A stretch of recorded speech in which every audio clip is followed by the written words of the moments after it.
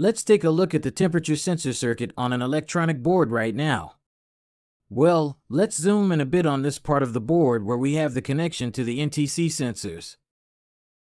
At this point, we can already move some components that we will identify as, for example, precision resistors, and we also have a capacitor very close by. Let's turn this board over and let's see what we find on the other side or understand how this board measures temperature. We get closer and we have the following. These are the points where we have the temperature sensor placed. If you look closely, these sensors are being powered by a positive. This is the positive track. There is a capacitor between the positive and the negative. This white track is the negative. And here we have the capacitor we mentioned. Of course, it has to be in good condition for the temperature measurement through these sensors to be working properly. For the integrated circuit to understand, all of these components must be in good condition. If we continue observing a little more, you will see that we find, at the output of each sensor, precision resistors to the negative that are the ones we just saw from the other side. Of course, we have to corroborate its operation. We have to corroborate that they are exactly in the value they have according to their color bands. They are precision resistors, that's why they are green.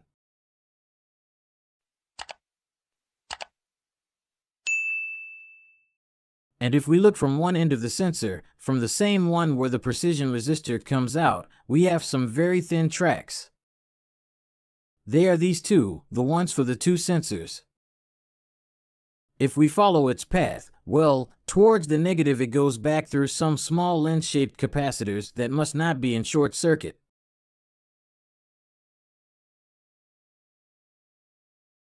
We keep going. They were these two, and look that we reach 2 points of the microprocessor.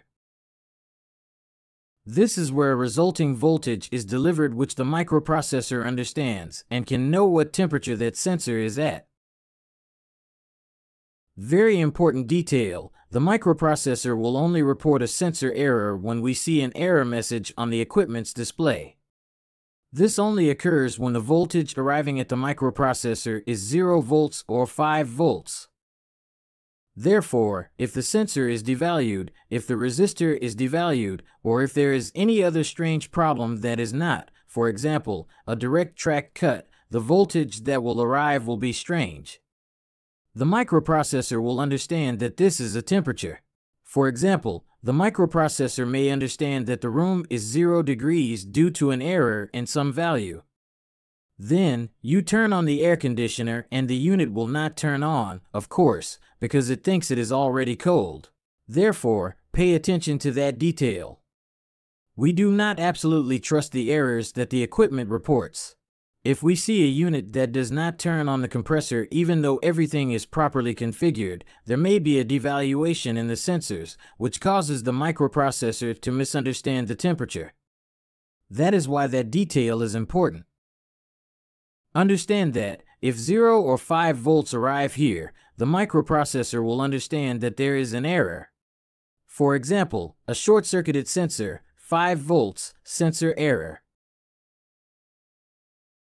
A temperature sensor, an open NTC, 0 volts, there is also another problem. Or a cut track, 0 volts, there is also a problem.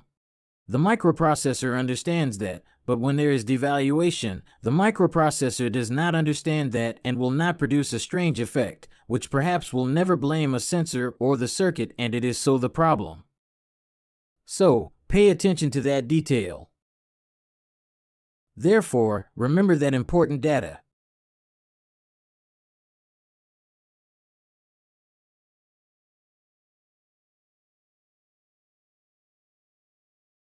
If we have 0 or 5 volts, we will have the error. When there is an intermediate voltage, it is good, the temperature is being measured, but it may be some problem in some of the devalued components. Very well, how can we know if the components are in good condition? One way is by measuring the voltage that is emitted to the sensor. We will also do this with a powered board. But for now, you can measure the tracks, check them, measure the resistors, and the capacitors.